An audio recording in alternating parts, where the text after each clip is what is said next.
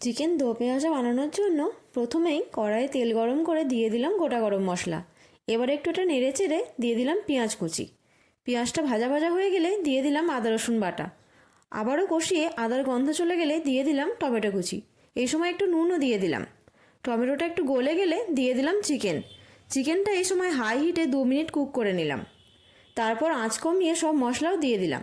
প্রথমেই দিলাম হলুদ গুঁড়ো, তারপর জিরে গুঁড়ো, ধনে গুঁড়ো আর কাশ্মীরি লঙ্কা গুঁড়ো।